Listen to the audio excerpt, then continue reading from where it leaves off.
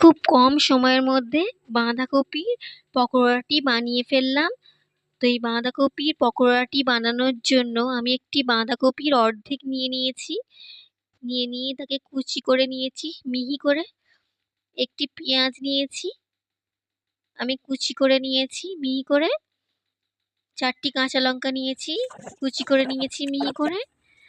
তারপরে একটি পাত্র নিয়ে তার মধ্যে বাঁধাকপি কুচিগুলোকে দিয়ে তার মধ্যে পেঁয়াজ কুচি, কাঁচা লঙ্কা কুচি ও পরিমাণ মতো 1 কাপ বেসন দিয়ে তার মধ্যে আমি পরিমাণ মতো নুন, লঙ্কার গুঁড়ো, ধনে গুঁড়ো, জিরে গুঁড়ো, হলুদ গুঁড়ো দিয়ে হাত দিয়ে মেখে নিয়েছি। মেখে নিয়ে একটুখানি জল দিয়ে পরিমাণ মতো, খুব বেশি জল দিলে হবে না, পরিমাণ মতো জল দিতে হবে যাতে ঠিক গোল শেপ করা যায়।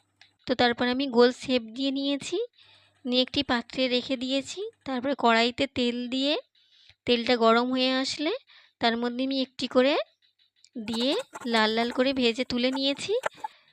তো আমার রেডি হয়ে গিয়েছে বাঁধাকপির পকোড়া। বন্ধুরা, ভালো লেগে থাকলে